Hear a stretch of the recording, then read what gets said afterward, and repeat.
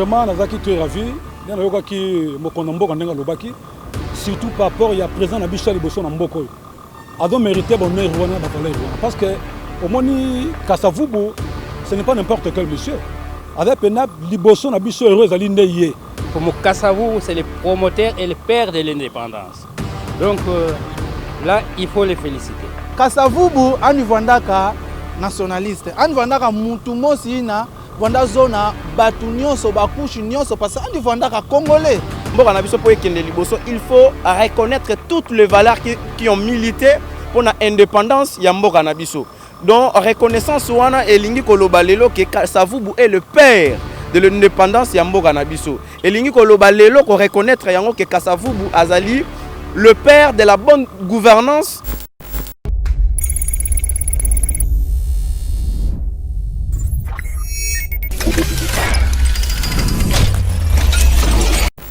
Matontu mingi bayela ndinyo so yeba TV partout dans le monde entier bozolanda biso. Merci beaucoup na fidélité na bino bozo pesa biso nde bomoni awa tozali le jour indépendance oyo mboka na biso ko 60 ans ya indépendance na mboka na biso et tokiti awa le monument oyo ya Kasavubu bazali premier président ya mboka na biso ya Congo oyo et yango wana tokiti awa parce que tozomona awa présence ya Diomi Ndongala o azalaki député national en 2006 aote kozala na prison et abimaki et lelo aza awa na kati na Kasavubu awa pour honorer mémoire ya président Kasavubu et yango na kotika bino to landa interview auto saliaki na Diomi Ndongala et na porte-parole ya parti na politique parti na ye tokuta na après lelo ezali mokolo monene ezali mokolo ya mbotama ya Congo mokolo ya mbotama ya République démocratique du Congo ezali mokolo yo tolobaki biso banso ba congolais totelimisa mutu totelimisa bilongi na biso pamba te tolongwe na boumbu tokoti na bonsomi lelo yo topesi ba congolais nyonso anniversaire bolamu feti monene totombeli bango avenir ya makasi pona mboka na biso. To remercier président de la République, son Excellence Tshisekedi Félix Antoine Tshilombo. Félix Antoine Tshisekedi Tshilombo, président de la République démocratique du Congo, azui makanisi lelo ya kotombola comme président Joseph Kasavubu, président nabiso ya Yambo comme héros national.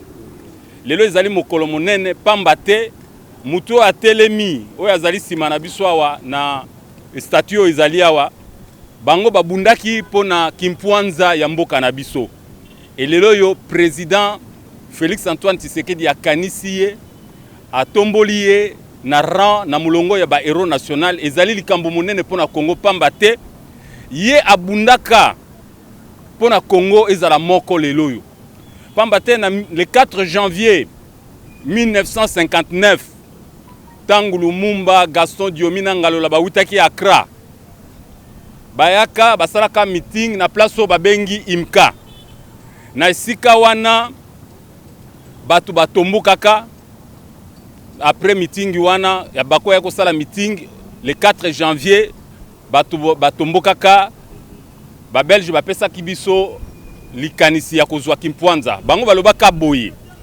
président Kasavubu na bino ba leader ya bako na ba leader mususu topesa kaka kimpwanza na Congo central donc na Léopoldville ngambo ya Congo mususu na etikala kaka na Buumbu Kasavubu atelemaka lobi pas question kimpwanza na Congo mobimba topesa kaka kimpwanza na Congo mobimba pamba te biso tokolinga Congo ekabwana te donc lelo yo président Félix Antoine Tshisekedi Tshilombo a matisiye na molongo ya babengi héros national ezali mbotama ya sika pona Congo oyo ye azali kotonga Congo ya démocratie Congo ya état de droit lokola makanisi oyo fait président Tshisekedi wa Mulumba alobaka le peuple d'abord c'est-à-dire totonga nanu état de droit et président Félix topesa ye maboko pamba te yazali na makanisa zako nyata nzela oyo babengi nzela ya ba père de l'indépendance du Congo nzela wana ezomema biso na nini na état de droit pamba te tangu mukoloyo batu batelemaka le 4 janvier balobaki nini le Congo au Congolais. Ça veut dire Congo etelimisa nanu ba Congolais. Le peuple congolais d'abord. Yango makanisi wana ya démocratie oyo président Félix azoko memela biso ezali makanisi oyo topesa ye maboko pamba te ya lingi Congo ezala ya Congo ya espoir. Azo représenter lelo espoir ya peuple congolais pona mbongwana na Congo pona bonsomi ya Congo tolongwa na buumbo oyo bato bamsusu balingi batia biso pamba te Congo il faut telema. Yango Congo eko telema na idéologie ya démocratie. Et idéologie wana mutu akambi biso nango makasi ezali fait président Tshisekedi wa Mulumba. Ekolo biso totangeli politique ezali ekolo na ye et ekolo wana ndeko telemisa Congo. Congo eko koma na bonsombi yango totondi président de la République son excellence Félix Antoine Tshisekedi Tshilombo oyo lelo azuli kanisi ya munene ya kotombola président Kasavubu au rang d'héros national pour na mbotama ya Congo ya sika 60 ans après Congo lelo elingi telema tozo kende na démocratie tozo kende na état de droit mbongo na ekokota na Congo corruption toko tiango pembeni tolingi lisusu corruption te tolingi état de droit tolingi bonne gouvernance biloko wana nyoso ezali oyo président Félix Antoine Tshisekedi azo symboliser lelo totondi botondi na maïman soit sali lelo lokumu na Congo lokumu na peuple congolais lokumu na président Félix Antoine Tshisekedi pour Congo ezali ko telema tozo décoller lelo na tondi bino botondi. Moi j'ai un ancêtre, il faut passer par des cérémonies. Donc ça c'est le vin blanc que nous appelons Samba. Alors c'est ce qui nous réunit entre les ancêtres et nous. Alors vous on s'appelle comment? Moi je m'appelle Mpondo Nsemi. Vous êtes le frère de Nemwana Nsemi. J'ai dit le pain de même farine. Le pain de même farine, c'est-à-dire? Qu'est-ce qui vous pousse à me poser cette question? L'Nsemi là. L'Nsemi, oui. Nsemi, c'est veut dire roi. Bon, apparemment, c'est pas... Qu'est-ce que vous voyez? Ça allait un peu à la spiritualité pour en savoir si je suis son frère, mais je m'appelle Mpondo Nsemi.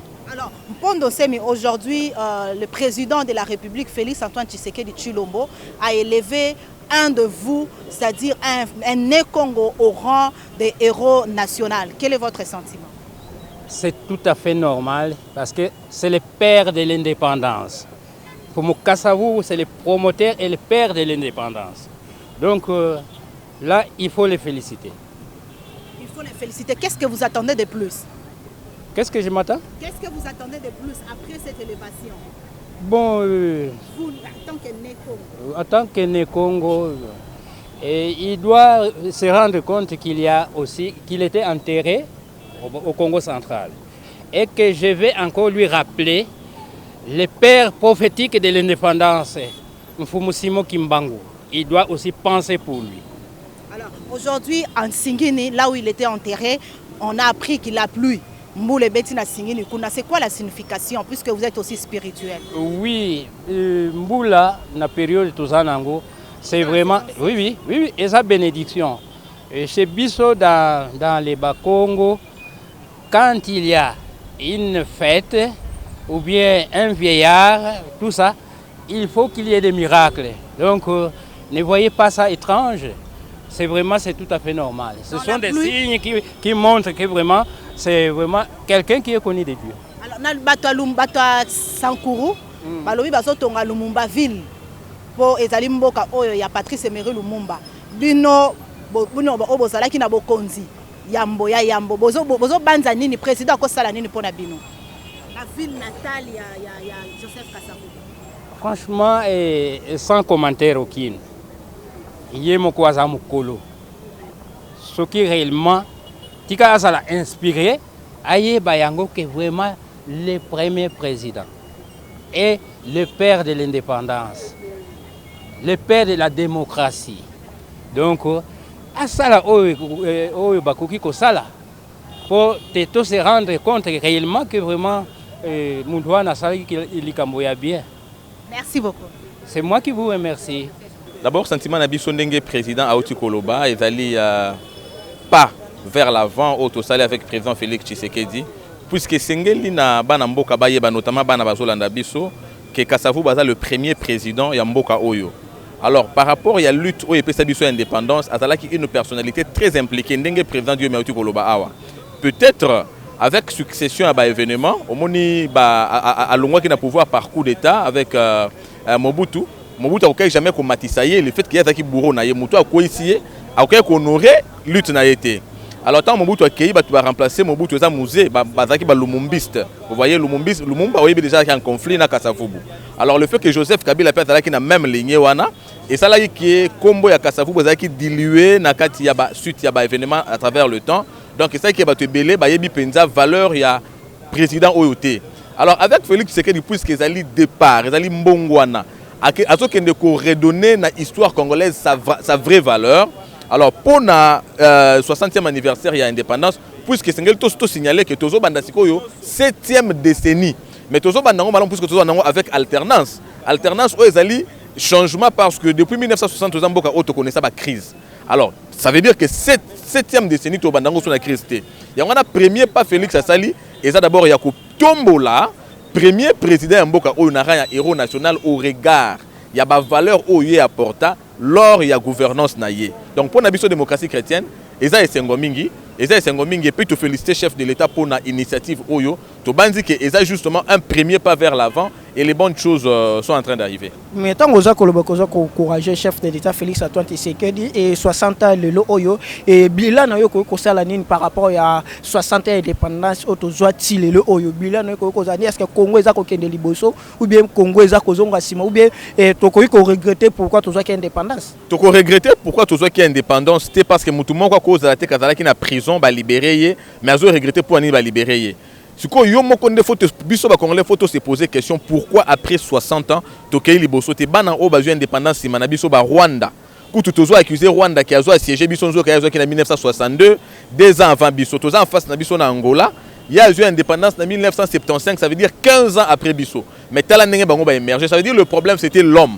Or na uti ko limbola awa na lobi ke na kati ya exposé des motifs ya constitution na biso ba lobi la base de ya situation tout ça nango o ba crise des institutions na ba animateur na yango crise ya ba institution parce que ba to bande kota na pouvoir par la force soit coup d'état soit toi lobi ka libération soit toi ya tricher na ba élection. Alors pour la première fois tozu alternance peuple congolais a poni oyo ye alingi donc tu rompre déjà et loko wana ba benga ki crise ya légitimité. Le fait que tu rompre yango au lieu de passer temps, c'est vrai, il y a qu'au regretter 60 ans au totikala qui na kati ya passi indépendance c'est qui ya combo et c'est ngeli to sepelasiko yo to telemabiso nyonso. Le quoi peuple congolais a télémaki na 30 décembre 2018 a poni Félix Tshisekedi et c'est ngeli a télémapé a zalana sima ya ba initiative ya Félix Tshisekedi de manière que au lieu de passer temps, il y a qu'au regretter 60 ans to bandasiko ko travailler pour na ko préparer succès ya bana na biso na mibuzo ya liboso.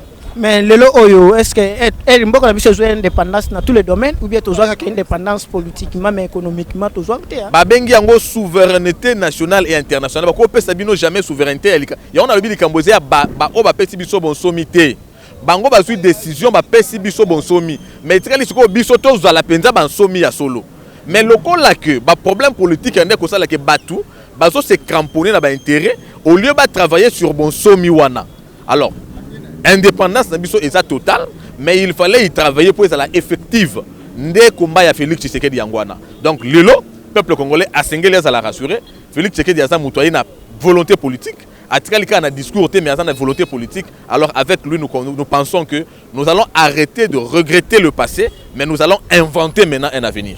Actualité soit ko pousser biso tout non mais tout na parti politique na bino na position ya loi ya obemi na kuna gari sakata position na bino ezani. Toyebi ke Dio Mindongala na ko rappeler histoire azali muto to benga ka l'homme de la majorité populaire. Et pas na biso na démocratie chrétienne tolobaki la majorité parlementaire ne peut pas piétiner la majorité populaire. Volonté à peuple ndeko salama.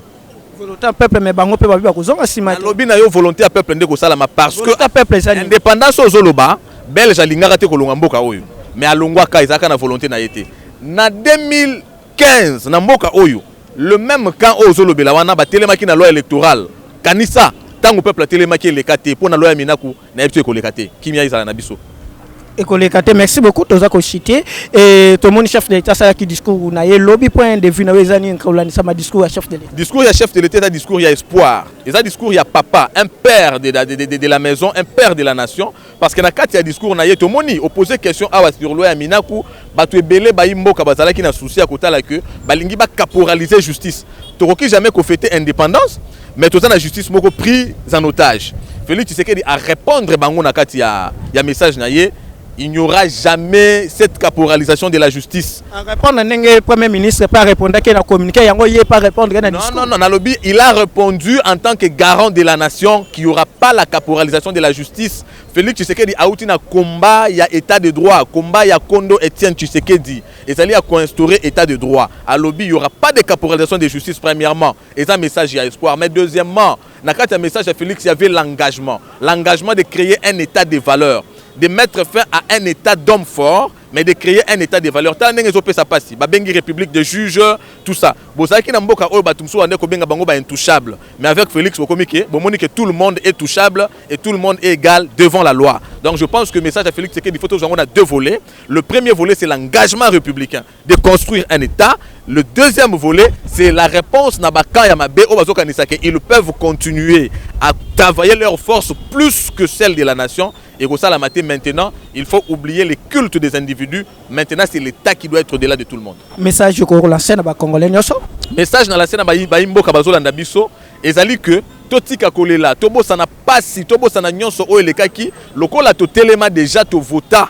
To pesa pouvoir na oya utaki pa na biso et sengel na biso musa totikal ngoze à côté le makoyeba que le développement ce n'est pas l'affaire de Félix Tshisekedi mais c'est l'affaire de nous tous puisqu'il est là à la volonté du peuple congolais et sengel na biso to simbaye to soutenir yé de manière que ba objectif to ba initiative nyonso za na ngoya malamu eko kisama parce que histoire ya Congo et sengeli etika la kaka na bakaye ndenge bana bazotanga te Congo eza scandale géologique et sengeli scandale wana eko ma réel lokola Félix Tshisekedi c'est l'homme de la volonté politique. Nous sommes rassurés que l'histoire du Congo, c'est maintenant. Bon, fortement, je suis très ravi par rapport à la fête si on est en train de traverser. Mais quelque part aussi, ce que nous déplorons, nous sommes à la fête. Mais nous remarquons que quelque part aussi, comme nos fonctionnaires, jusqu'à présent ne sont pas encore payés, mais nous sommes à la fête. C'est ça la chose que nous devons aussi déplorer ça. Nous sommes à la fête, c'est à devoir que non, il faut quand même boire, manger quelque chose. Mais jusqu'après les fonctionnaires, ils ne sont pas encore payés. Ils ne sont pas encore satisfaits, malgré nous sommes en train de fêter. C'est ça, c'est que nous déplorons, mais ça fait quand même du bien parce que nous sommes arrivés 60 ans d'indépendance. C'est une bonne chose dessus. Est-ce que vous pouvez dresser un bilan 60 ans après? Mais fortement, papa, bilan, moi je dis que rien n'est encore fait. Les gens ne se retrouvent pas sur tout le plan. Les gens mangent difficilement, que je vais le tout de suite là, que le forcené jusqu'à présent, ils ne sont pas encore payés. Quand vous passez dans les différentes banques, vous allez voir que non, jusqu'à présent, les fonctionnaires, ils ne sont pas encore payés. Donc, il n'y a pas moyen. Maintenant, je ne t'arrive pas à comprendre. Moi, je leur demande, toutes nos autorités qui nous gèrent, ils peuvent aussi faire quelque chose parce que les choses ne marchent pas bien. Malgré que nous sommes arrivés à la fête de 60 ans de l'anniversaire, mais quelque part aussi, nos autorités, ils doivent quand même y revoir quelque chose. Ceux qui me regardent pour le moment, je leur demande toujours de s'impliquer aux différentes difficultés conjoncturelles du peuple congolais parce que les gens ne se retrouvent pas malgré que nous sommes arrivés à la fête. On est tenté de fêter sans manger quelque chose. Vraiment, Nazaki, tu es ravi. Surtout par rapport à présent à Bichali Bosso Namboko. A donc mérité bonheur Rwanda, Rwanda. Parce que au Moni Kasavubu, ce n'est pas n'importe quel monsieur. Avec Penab, Libosso Nabiso Heureux Alineye. Donc là, PC valeur, peut-être PC valeur Rwanda. Donc mérité valeur maman. Parce que Moni que même Bichot Tozana n'a pas une. Je suis né d'une famille. Il faut pas passer à valeur pas quand tu es né dans Bango. Biso pe biso est né par rapport à biso mboko ezali papa Kasavubu parce que là présent moko oyo azali liboso na mboko na biso yo moni que moko na biso ayesika présent na biso a pesier valeur. On doit comprendre la valeur à papa on a parce que bon bada bato bagi liboso na kata mboko. Est-ce que c'est présent Non. Pour Kasavubu, pour tout le monde. Il faut tout le monde dans le Sénégal parce que les présidents de Bosso a un moment dans le donc, ils ont mérité la valeur Rwanda. Ils ont fait à tout le monde de plaisir. Non. C'est pas ça, bon, c'est-à-dire que vous comprenez la mentalité. Tout un nom de Bosso na biso. qui était d'abord à la place de Bosso. Ils allaient hier monter de Bosso wana. Sur ça bon comprendre le côté.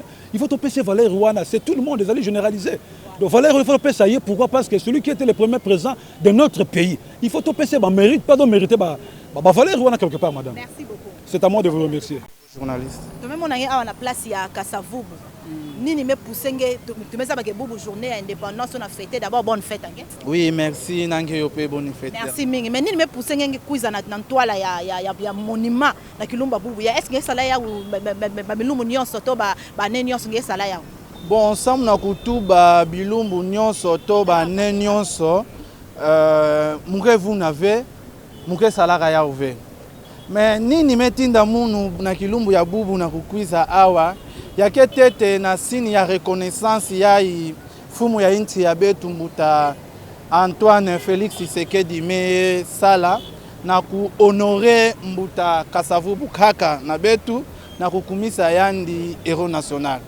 Alors ya salaka betu kiese mingi pe mayangi vandaka mingi na ntima ya undeme pousse betu na Kilumbu ya bubu yai na kukwiza awa na cadre ke mutina ndi tubaka betu fo na fete na méditation na betu ina betu me sepela na ya una kukwiza awa na ntwala ya stati na yandi samu na kumonisa yandi kiese ina antake ne Congo mutu ya kele veta metuba ke antake ne Congo muke tribaliste samba mais tona mona ke beno zona particularisé élévation ngoya kumaka ya ba ne Congo puis na beno zona tudi la diambo ngo non mama Kasavubu ani vandaka nationaliste ani vandaka mutu mosi ina vanda zona batu nyonso bakushi nyonso parce andi vandaka congolais betu nyonso betke ba congolais yake neti ngeyo mama bubu ngemeka kwenda même na état civil même na place nyonso ngeke kwenda bake yuvula ngeyo ngeke nationalité ngeke mutu ya wapi d'origine nge territoire donc c'est pour cela que ngena omona ke ba Congo ke fioti na mwa chaya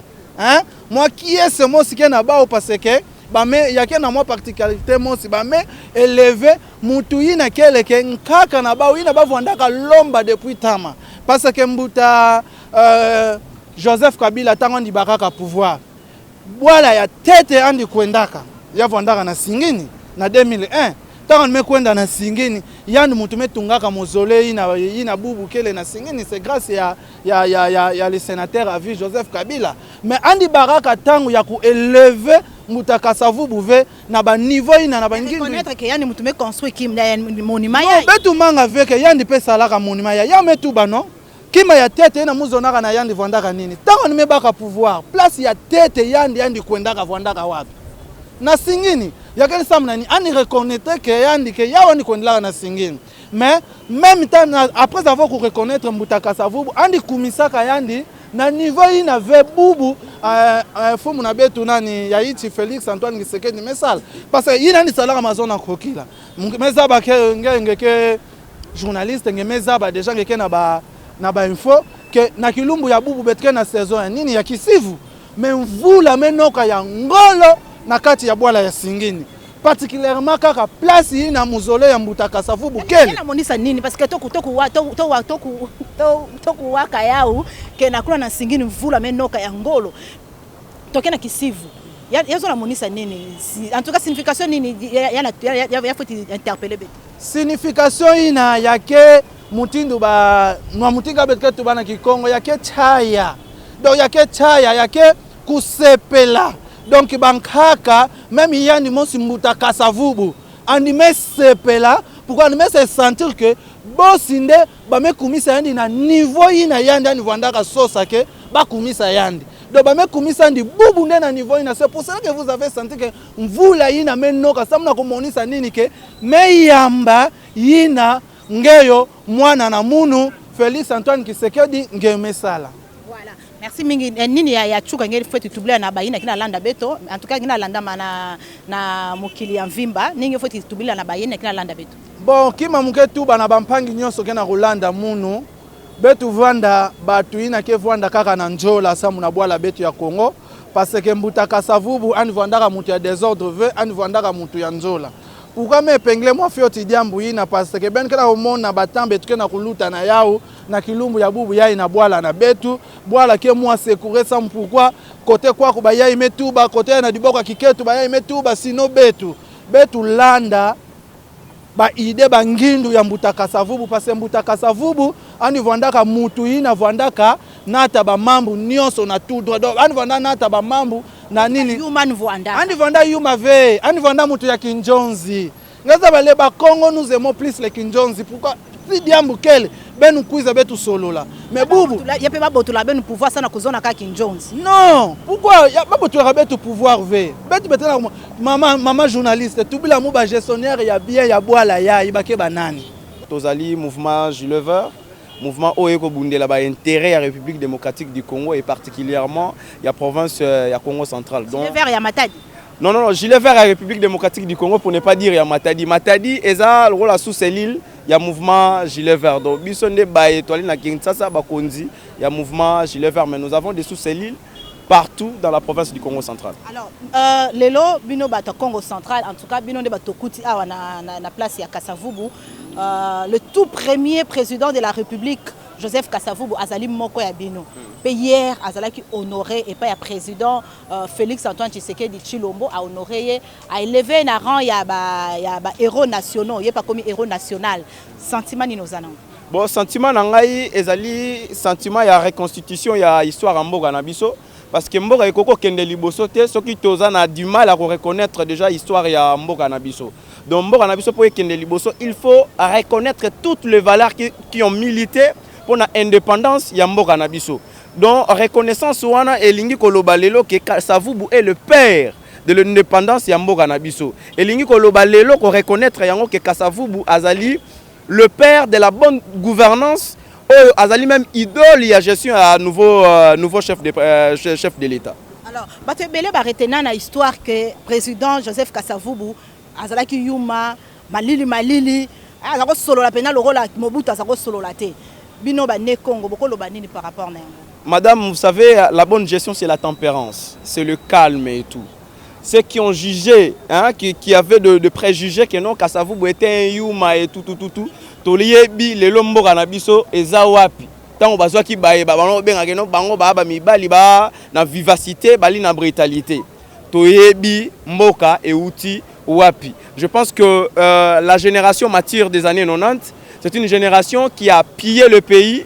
Et aujourd'hui, c'est une joie pour nous, tout le peuple congolais en général, de savoir que Kasavubu est classé dans ces rangs-là des héros nationaux.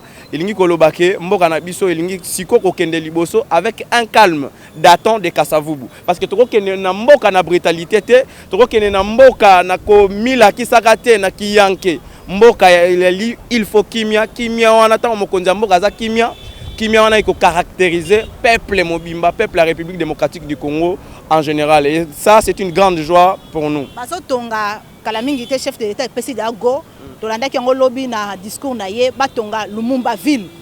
Bino ba ya Congo central, to ebi ete ville natale ya Joseph Kasavubu ezalaki boma. Bino bozali ko senga nini pa mokonzi mboka.